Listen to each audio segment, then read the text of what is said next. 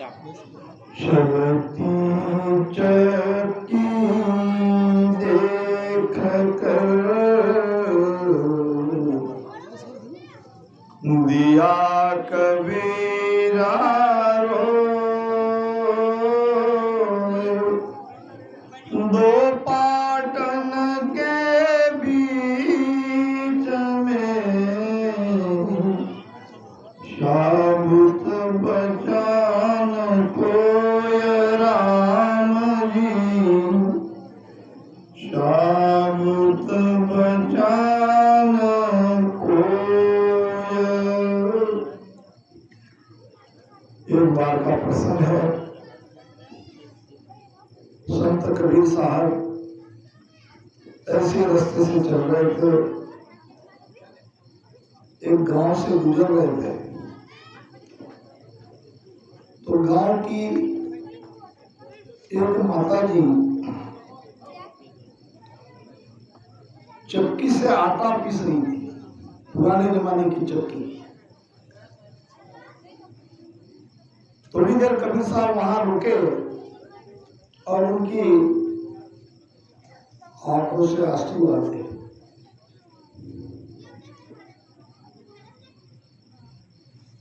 किसी ने पूछा, आप जैसे महान संतों के आंखों में आंसू, और वो भी बिना वजह? कबीर साहब ने कहा एक दोहे के रूप में कि चलती चक्की देख कर दिया कबीरा रोए। कहा कि ये जो चक्की चल रही है, ये चक्की से मुझे उस चक्की की याद आ गई। ये तो आटा पिसाई करके भोजन करने के लिए उपयुक्त है, ऐसी एक चक्की चल रही है काल की। चलती चक्की देख कर दिया कबीरा रोए। एक काल रूपी चक्की चल रही है, काल की सत्ता चल रही है, और काल की चक्की में सारे जीव, उनकी पिसाई हो रही है। दो पाटन के बीच में साबित बचान कोय। चक्की के दो पार्ट रहते हैं, एक नीचे का पहिया, एक ऊपर का, और दोनों पहियों में उसमें डाले हुए दाने, इसकी पिसाई होती है। अब यहाँ जो दो पार्ट है, एक काल रूपी चक्की जो सब जीवों को खा रहा है, पीस रहा है, यह है जन्म और मृत्यु। ये दो पार्ट है, एक पार्ट है जन्म का, एक पार्ट है मृत्यु का। जन्म और मृत्यु, ये दो पार्ट के बीच में सारे जीव एक तरह से पीसे जा रहे हैं। तो इसमें भी कुछ बड़भागी जो इस काल की चक्की से बच सकते हैं, साबित निकल सकते हैं, वो है जो खीली से लगा रहते हैं। वहां दो पार्ट के बीच में चक्की की रहती है लोहे की खीली, उसके आजू बाजू जो अनाज के दाने वहां लग जाते हैं, वो बच जाते हैं। वो जन्म मरण के पापों के बीच में नहीं पीसे जाते।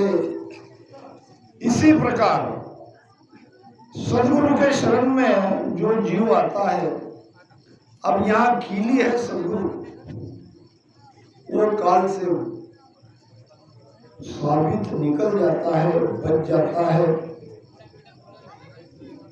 तो ये सदगुरु सुखराम जी महाराज का ज्ञान जीते जी काल से मुक्त करने वाला है। मगर इस ज्ञान को धारण करने वाले बहुत कम हैं। इसका कारण क्या? ये राजा विठलराव के संवाद के माध्यम से उनके पूछे गए गुरु महाराज को जो प्रश्न थे, जो शंका थी, आज भी वो शंका हमारे अंदर यों की त्यों है। ये तो बहुत उपकार हमारे ऊपर हो गया कि ऐसे ऐसे ज्ञानी उस समय हमारे गुरु महाराज को मिले, उनसे ज्ञान चर्चा कही और ज्ञान चर्चा करने के बाद महाराज ने उनका संतोषजनक उत्तर भी दिया, निर्णय भी किया। तो ये बहुत बड़ी उपलब्धि है। कहते हैं यूं ब्रह्मा वेद किया हद ताई, बेहद लग बात कही माही, इनको हुकुम यहाँ लग हुआ, तीन लोक बसाओ जुआ। दो प्रकार की सत्ता आदि अनादि से चल रही है। जैसा कि मैंने प्रारंभ में कहा, काल की सत्ता और दूसरी सत की सत्ता। सत की सत्ता संतों के माध्यम से प्रकटती है, राम नाम से।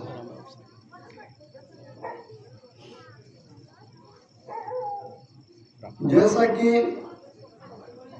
हमारे सबसे बड़े धर्म ग्रंथ है 4 वेद, सबसे पहले बने। तो क्या कारण है कि वेदों में इस सत्स्वरूप के ज्ञान का कोई भेद वहां लिखा हुआ नहीं है? तो ये जब प्रश्न पूछा गया, बालाजी पंडित, राजा विठलराव और सदगुरु सुखराम जी महाराज, इनके बीच में ये ज्ञान चर्चा चल रही है। और बालाजी पंडित ने जब गुरु महाराज को प्रश्न पूछा कि वेद में सत्स्वरूप के ज्ञान का भेद क्यों नहीं है, तो महाराज बता रहे हैं, यूं ब्रह्मा वेद किया हद ताई, जीव को हद में रखने के लिए वेदों का निर्माण किया गया है। क्योंकि ये जीव प्रारंभ में जब सृष्टि रचना हुई तो ब्रह्मज्ञान के कारण यहाँ रुक नहीं रहे थे। तब अपने अपने तरीके से ये 3 बड़े देवता, 3 लोक के 3 देवता, ब्रह्मा विष्णु महेश और शक्ति, इन्होंने जीव को रोकने का प्रयास किया। उसमें ब्रह्मा जी ने कहा कि मैं वेद का निर्माण करता हूँ, और वेद का निर्माण हुआ। तो वेद में जीव को जो विषयों का सुख चाहिए, वो विषयों का सुख कैसे मिलेगा, ये ज्ञान वेदों में है। यूं ब्रह्मा वेद किया हद ताई, जीव को 3 लोक में रहने के लिए ये वेद का निर्माण हुआ। बेहद लग बात कही माई, बेहद का भी संदर्भ वेद में है, यानी ब्रह्म तक की साधना का भेद भी वेदों में बताया है। क्यों? इनको हुक्म यहाँ लग हुआ, मालिक ने। अब वो मालिक वो नहीं है जो परमात्मा, ये जो काल रूपी मालिक है, सृष्टिकर्ता, ये मालिक बना बैठा है। ये मालिक ने इनको हुक्म दिया कि तुम यहाँ तक का ज्ञान जीवों के लिए वेद के माध्यम से जगत में दो, क्योंकि उनका भी कोई कसूर नहीं है। उनको तो आदेश मिला है कि 3 लोक की रचना करो और 3 लोक में ही छोटी बड़ी पदवी जीव को मिलती रहे, इसी में वो अटके रहे, ये सस्वरूप आनंद पद में जा न पाए। 3 लोक में आवे जावे, छोटी बड़ी पदवी सो पावे, जहाँ लग ब्रह्मा तान बताई, अगम बात सुगम कर गाई। वेदों के अंदर कितनी चालाकी से सस्वरूप के ज्ञान को छिपाया गया या संक्षिप्त बताया गया, खुला नहीं किया गया, क्योंकि ये न कहे कि वेदों में कुछ नहीं है। वेदों में सस्वरूप आनंद पद का कोई ज्ञान ही नहीं है, ये किसी कहने के लिए उन्होंने ये भी जगह नहीं रखी। पहले तो ये बता रहे कि वेद का सार ज्ञान, सार गर्भित ज्ञान वेदों में क्या है। तो 3 लोक में आवे जावे, छोटी बड़ी पदवी सो पावे। 3 लोक के अंदर जो छोटी बड़ी पदवी है, छोटी पदवी क्या? देवलोक में देवता बनना, गंधर्व बनना, यक्ष बनना, ये सब छोटी मोटी पदवियां है, हालांकि मनुष्य के ऊपर की है। और बड़ी पदवी है स्वर्ग का सुख लेना और देवता का राजा, सबसे बड़ी से बड़ी पदवी है इंद्र का सिंहासन। तो ये कैसे मिल सकता है, इसका ज्ञान वहां दिया गया है। 3 लोक में आवे जावे, वेद एक तरह से संतों के ज्ञान के एकदम अलग है। क्यों अलग है?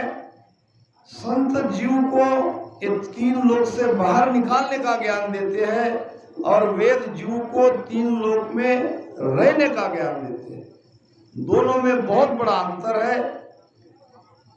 तो कोई भी आज तक वेद के मत को धारण करके, यानी वेदों में श्लोक है और वो श्लोक में वो पावर है, नहीं ऐसी बात नहीं है, मगर वो 3 लोक के परे नहीं ले जा सकते। 3 लोक में जो भी स्वर्ग का सुख हो, वैकुंठ हो, या और भी ब्रह्मा का सतलोक है, शिव जी का कैलाश है, विष्णु का वैकुंठ है, ये सारे बहुत बड़ी बड़ी पदवियां है, ये कोई छोटी पदवियां नहीं है।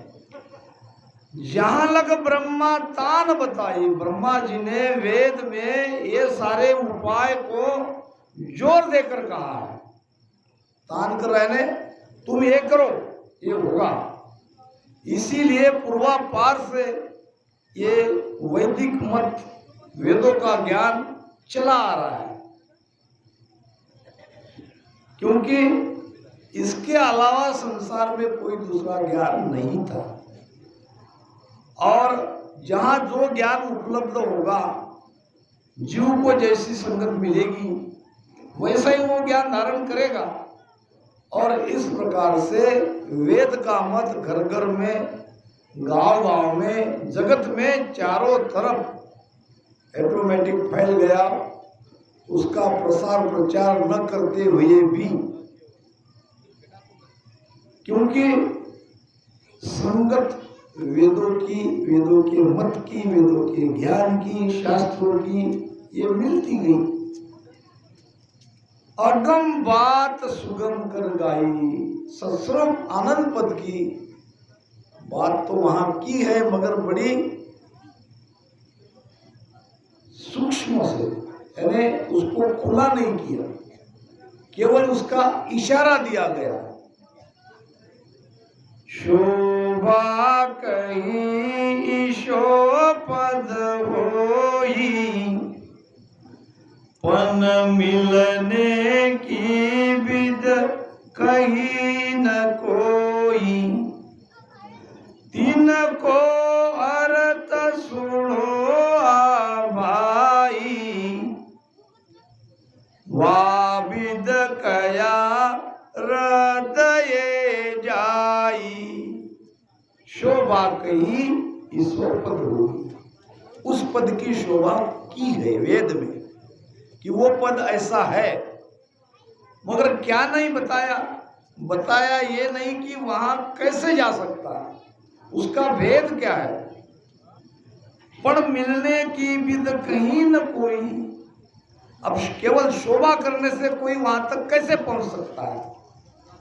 यहाँ तो शोभा भी चाहिए, महिमा भी चाहिए, वहां का सुख का भी वर्णन चाहिए, और वहां तक कैसे जाया जाता है इसका भेद भी जाता है। इसीलिए महाराज कहते हैं भेद वेद शून्यारा संतो, भेद वेद शून्यारा, भेद वेद शून्यारा संतो, वेद वेद शून्यारा, गुरु परताप साधकी संगत, लखे सो हरिजन प्यारा, राम लखे सो हरिजन प्यारा, वेद वेद शून्यारा संतो, वेद वेद शून्यारा। हे संतो, सत्स्वरूप का वेद वेद में नहीं है, ये वेद से अलग है। ये केवल संत और ऐसे सत्ताधारी संत के माध्यम से ही मिल सकता है बड़भागी जीव को। कैसे? उस देश में जाएंगे तो गुरु प्रताप, सदगुरु के प्रताप से, साहिब पाया साच सु, सतगुरु के प्रताप, सुखिया अंतर आत्मा दर्शा आपो आप। सदगुरु का प्रताप, सदगुरु के भेद से, सदगुरु की कृपा से, उनकी मेहर से,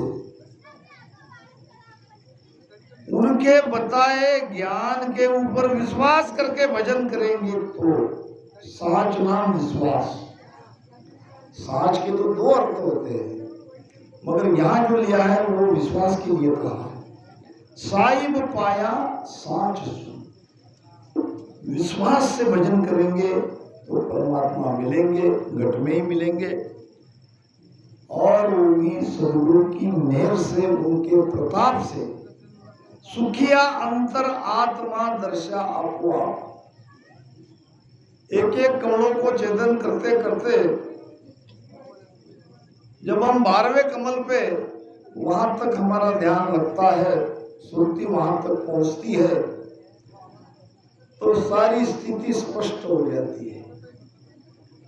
अब कोई ज्यादा अंतर नहीं रहा, एक छलांग लगी कि चले गए उस देश में। तो सदगुरु के ऊपर, सदगुरु के बताए भेद के ऊपर विश्वास करके भजन सुमिरन करेंगे। महाराज कह रहे साहिब पाया साच सु, सतगुरु के प्रताप, और यहां भी कहा है गुरु प्रताप साध संग भेटिया। अब साध एक तो है सदगुरु, सदगुरु को प्रताप तो चाहिए, और दूसरा साध यानी साध के भी दो अर्थ है। एक साधना करने वाले सभी साधु है, दूसरा अर्थ होता है जिसने साध लिया, जो वो स्थिति में आ गए।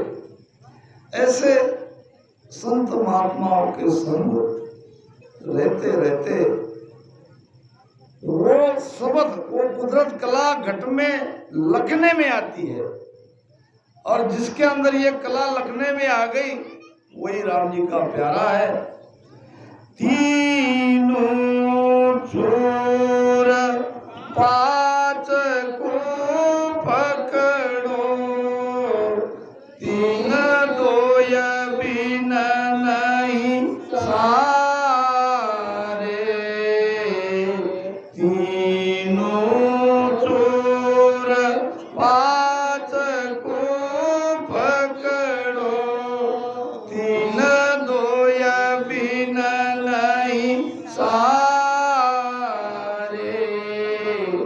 धरनी काग करो निशान, छोट छोट पे मारे, धरनी ताक करे निशानो, छोट छोट पे मारे, राम छोट छोट पे मारे, वेद वेद सुन्यारा हो संतो, वेद वेद सुन्यारा।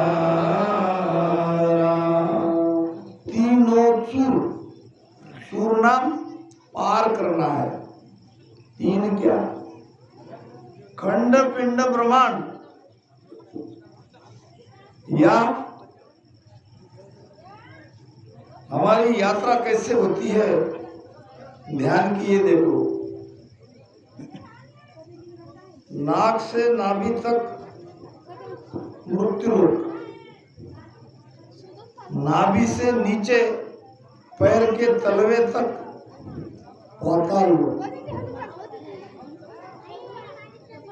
और जैसे ही पिचन का रास्ता खुलता है,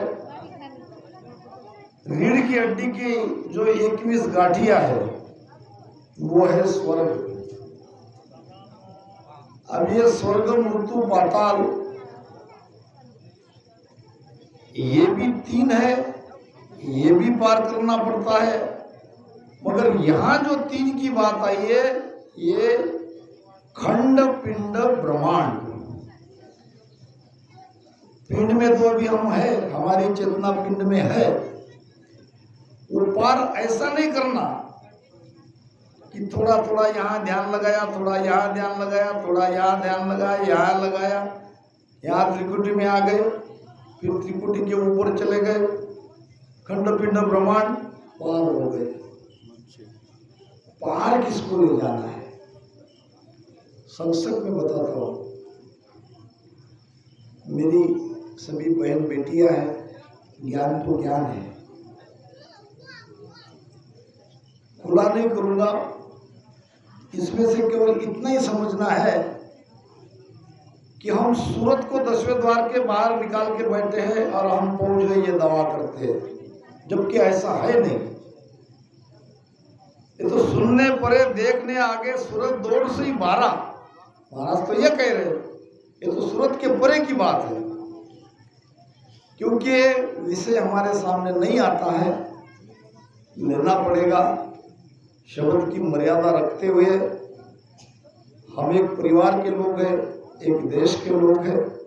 देखो गुरु महाराज क्या कहते हैं कि ओम सोम लिंग है, सा पुरुष शरीर, ररंकार सो बीज है ममंकार बिंद वीर, ममंकार बिंद वीर भग अंचासो होई।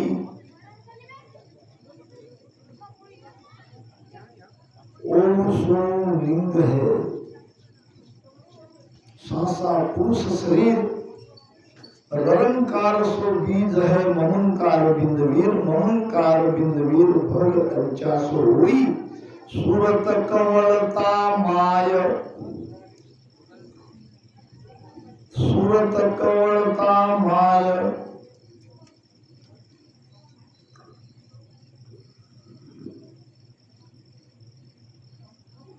सुख रामदास ये भोग जो करे, जीव से पर आए तो जीव उलट कर आध घर मिला ब्रह्म में जाए।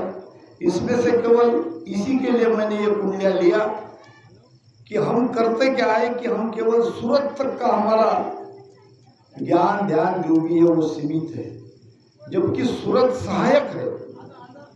सूरत को बाहर निकालने से, सूरत को ध्वनि सुनने से, वो तो सुनाई देती है, सूरत वहां लगी रहती है, हमारा काम नहीं होगा। जीव उलट कर आध घर मिलिया ब्रह्म में जाए। ये जो जीव है, ये जीव उलटता है और उलट के आध घर यानी जहां से वो आया वहां जाके वो मिल जाता है। और जीव का जीवपना मिटने के बाद फिर जो आत्म तत्व भीतर है वो अपने स्वरूप में हम चले जाते हैं। यही है सत्स्वरूप आनंद पद। तो तीनों चूर खंड पिंड ब्रह्मांड, ये आनंद पद न खंड में है, न पिंड में है, न ब्रह्मांड में है, मगर रास्ता यहीं से है। पिंड से खंड में आना पड़ेगा, खंड नाम त्रिकुटी, और ब्रह्मांड नाम 10वां द्वार। ये तीन लोक के अंदर ये 12 कमल, 3 ब्रह्म के 13 लोक, 3 लोक 14 भवन, इनमें ये 12 कमल आते हैं। ये छेदन करने के बाद ये जीव उलट के उस ब्रह्म में जाके मिल जाता है। ये महाराज खासकर इस कुंडला में हमें समझा रहे हैं, उसका भेद भी बताया है, कैसे भजन करना है, उसमें कौन सा प्रेम चाहिए, प्रेम कितने प्रकार का है, आदि आदि सारे विषय यहाँ इसी संवाद में महाराज ने खुला किया है। खट रस कंवल पूरब दिस बींदे, छेहि पिचम के खोले। खट रस कंवल पूरब दिस बींदे, छेहि पिचम दिस खोले। बांक नाल होय उलट समावे, तो अनबे बायक बोले। बांक नाल होय उलट समावे, तो अनबे बायक बोले। अनबे बायक बोले। वेद वेद सुन्यारा संतो, वेद वेद सुन्यारा। पहले चरण में ये छूट गया जो महत्वपूर्ण है, जिसमें ध्यान का भेद छिपा है, ध्यान कैसे हमारा होना चाहिए।